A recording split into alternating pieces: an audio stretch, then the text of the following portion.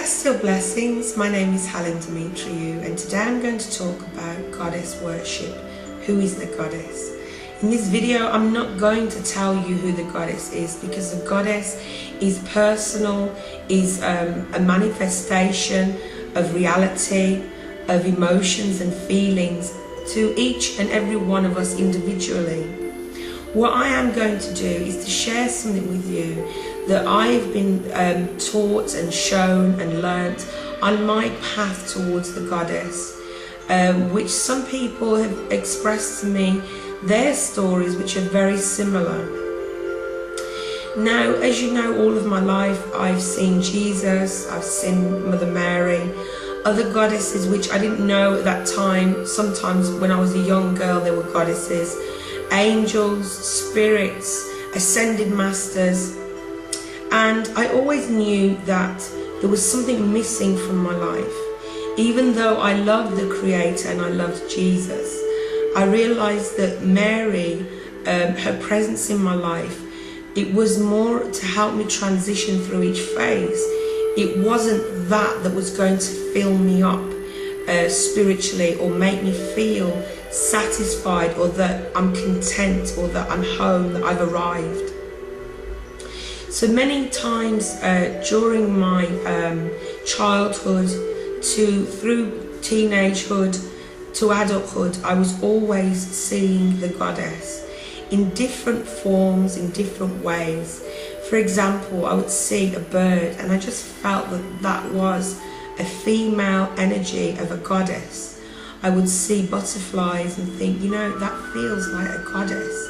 And I didn't know why, and I didn't really research why, because, you know, it was only until I began meditating that I was able to open up my senses more and exercise my intuition and my sight, see, you know, feeling, hearing, knowing, smelling, whatever. It was only until this time that I was able to build a strong connection and relationship with the goddess. But what I noticed was, even though around me or in books that I read, people had matron goddesses, I didn't have one particular goddess that stood out. Like, you know, I would ask to see a goddess that was my matron goddess, and maybe one day I was shown Selene, and then the next time I would be shown Gaia, and then another time I would be shown Hera. And what would happen is that during meditations, these goddesses would come to me. You know, Vesta would come to me, and we would learn about house blessings, house protection. She would teach me about how we must keep love in the house, because, you know, arguments or negative feelings accumulate and attract negative entities. Here comes the sun. Negative entities or negative vibrations for all of us, and sickness and illnesses. So when I noticed that I mastered this, then Vesta would cease to come to me. Then when I would begin working with the moon, when the moon became so important to me that I understood why all of my childhood I would look at the moon and cry, Selene came to me, and she would teach me all about the moon, how it corresponds with our bodies and the bodies of a woman with her periods. She would teach me all the things about vegetation, when to plant things. And it wasn't so much that what I read in books, it was they would come to me. When I learned Sekhem, which is an Egyptian healing system, Sekhmet, she would come to me. Even during my initiation into Sekhem, I saw Sekhmet, and she would show me all of the positions before my Sekhem master told me to do it, or moved my arms in those positions during the initiation. And she worked with me a lot, and whenever I use Sekhem, Sekhmet always comes to me, and she sits in me and she heals through me. So there are many instances in my life where I was searching for the goddess, that something would pique my curiosity with a need to research certain cultures, for example Egypt. And one night 3 goddesses came to me wearing white veils, and they told me that their names were Bast, Isis and Sekhmet. So what can I say to you, that those that ask me why I do follow so many goddesses in a time when I wasn't being true to myself, as in I wasn't standing up for what I believed in or standing my ground, Bridget began coming to me and working with me and teaching me all about how to speak my truth without, without fearing that I'm hurting somebody. That no is not a negative word. You'll even see my videos about the power of no. It was Bridget that taught me the power of no, that no is not a negative word. So I wanted to know myself, why do the goddesses come to me? When I'd read about other people or heard other people that go looking for the goddesses, why did they come to me? What was the reason? And then I began to see the mother goddess. She revealed herself as the mother goddess, but she would appear as a huge, and I'm talking gigantic snake, gigantic. And I would sit on her back and we would ride down into the earth. And times when I was sad, I would just lay in her coils and receive healing. And I says to her, why do you always show me yourself as a snake? She says, because regeneration, regrowth, healing, medicine, that is what part of your mission on earth. I said, but why do the goddesses come to me? Why do they come to me? I mean, I'm not saying that I'm somebody, special. I really wanted to know. This is a truth that I'm sharing with you. And all of a sudden in the meditation, we was in a huge temple, and I saw the mother goddess, absolutely beautiful. And all of a sudden she just started breaking up into all these other goddesses, and these goddesses lined the walls. There was hundreds of goddesses, and I did recognize Aphrodite, I recognized Sekhmet, I recognized Isis, I said Isis, Aphrodite, Bast, Wadjet, Vesta, Bridget. And I says to her, but I don't get it, what are you showing me? And she says to me, all of these goddesses are individual and unique. They are goddesses in their own right, yet they are all aspects of me. We are all connected. Each has their own attributes, and just like a person has their own personalities, their own character. And they are here to enable those who are searching for that particular personality that mirrors their own, so that each person can have a goddess that is their matron, their protector, their healer, their guide. And I said, so what, why don't I just, believe in you? And she says to me, all goddesses lead to me. All goddesses, and the goddess will manifest to you in ways that you will understand. She may manifest as an animal, as a wolf, which is one of my totems. I have 3 wolves. She may manifest as a snake, which I have a snake that sits on my crown. She may manifest as a bee, which I have bees around my feet. She can manifest as an angel. She can manifest as an elemental. She can manifest as a rock. She can manifest in any form, and you will understand that this is the goddess, because the goddess is in everything. The goddess is in you. And all of these goddesses are me, and I am all they. And this is why I began to understand. And I said, okay, but why don't I have one particular matron goddess? And she says to me, because, you know, you've got things to learn. You're open to learning, you want to learn, and I and they are providing you with lessons for your path, to prepare you on your path. And that made sense to me. They are real, the goddesses are real. They are aspects of the great goddess, yet they are unique in their own way. And they're all part of each other. She, the great mother goddess, the beautiful mother goddess of us all, is a part of them just as they are a part of her. And we cannot say that it's not so, because everything is connected.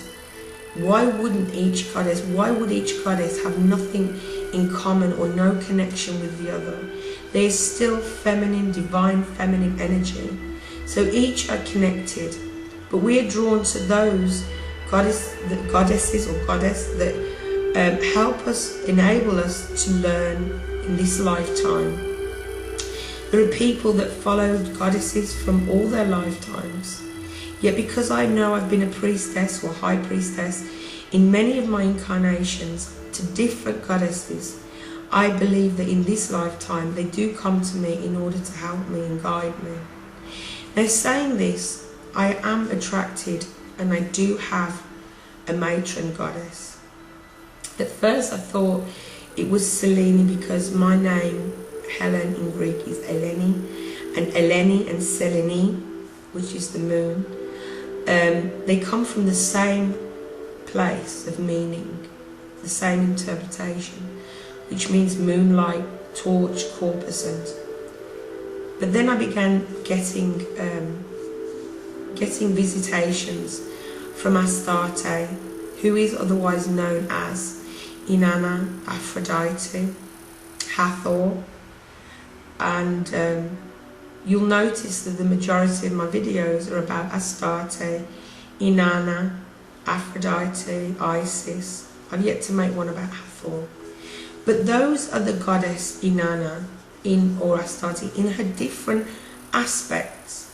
And I know that when I'm working on things to do with love and relationships, Aphrodite will be knocking on my door and next to me. When I need to be more strong and powerful, Inanna will come close to me. But when I think of the goddess, I always think about Astarte. I'm very, very close with these goddesses because they, to me, are one and the same. You may not agree with me, but it is part of my guidance and my truth. And I know that they are the same energy. I feel it, I know it. And then there is the mother. So I feel that I have a great mother, and she is working through Inanna, even though Inanna is an individual. Because if you read the books about in ancient Sumer, which is modern day Iraq, even the gods of that pantheon believed in a creator. They believed in a great mother. And they didn't believe themselves to be the gods and that's it. They realized that they were children of the god, children of the goddess. They accepted that, and it's in the tablets written thousands of years ago. So it's not just me talking through my hat. It is an actual truth that is written down, that they believed that there is a creator. They had, it's just like, you know, the mothers and fathers in, it's like, for example, Cronus had Zeus, and Zeus had his children, and he had his siblings. It's the same thing. Can you see the pattern? But there is one creator, and they saw her mainly as a goddess. And I met with her on many occasions, as I said, and I asked her, okay, so who made you? And she says to me, I made myself. This is something that is going to remain a mystery probably for the rest of my life. But I understand what she means by she made herself. We didn't create her, she created her. And you know, we each can create ourselves. I'm not saying that, you know, we come out of nothing, but we can create who we want to be. And we can create our worship of the goddess, our following of the goddess. Now, to me, I have a deep love of the goddess, because many times in my life, and I'm really sorry, I'm like an idiot, many times in my life she has saved me with her angels. She has come to me and loved me so many times. She has given me hope when I was alone, when I am alone and there's no one that can help. She's always there. Even if there's times I can't see her, I can feel her. And I know that she works through me, like she works through all of us. This is why I feel such a connection with the goddess, more than a god, because it is always her that comes to me. And I believe she works through her saints. And I say saints because that is the label that people understand the point I'm trying to make.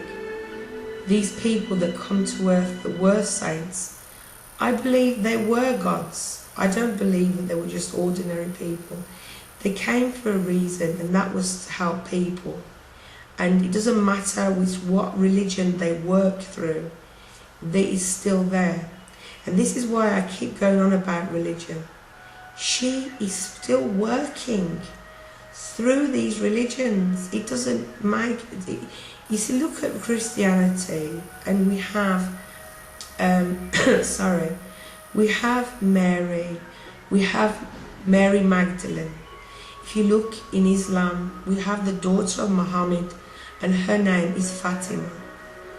We have the divine feminine working through these religions. So, you know, please understand that even though these religions are not your cup of tea, she's there. She's when, you know, if you can't see her, like, it's like, you know, I may not be a Muslim, but I will still have a picture of Fatima or something to that effect, or the hand of Fatima, which is also known as the Hamza. And I will not think to myself, wow, that belongs to religion, I don't want to know that. Why would I limit myself? Why would I allow judgment to stop me from reaching the goddess? And this is what I'm trying to teach people, that when you shun something, you're blocking, you're cutting your cord, your ties with the divinity that works in that place. I'm not saying that you have to be a religion or you have to follow that religion just because you embrace their gods.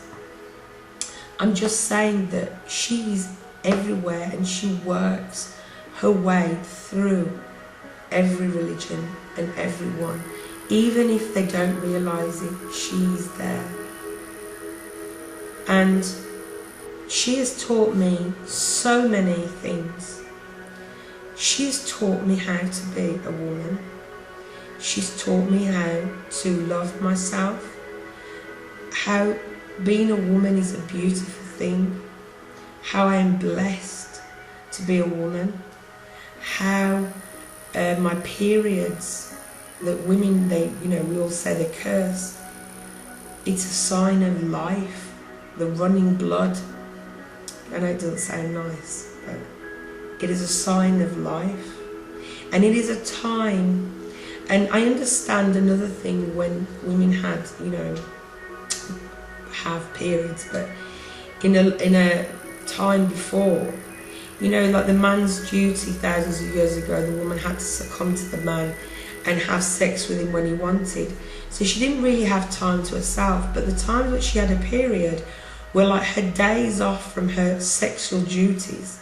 And it was at these times that she spent time with her other sisters and was able to discuss and talk about womanly things. And I understand that the period is also the blood of the goddess running through me. Even if you may not believe that or feel that, I feel it, and it helps me to accept it, you know. It helps me to accept things that we have as a woman.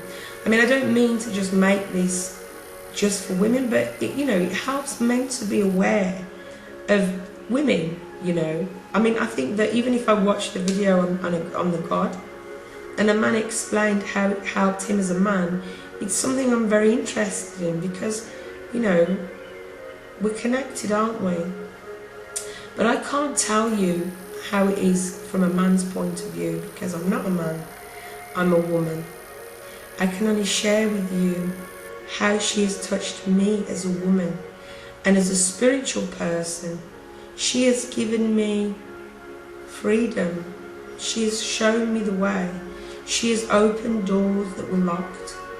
And the first time I discovered that we were being lied to from the people that translated the Bibles originally was through the Shekinah.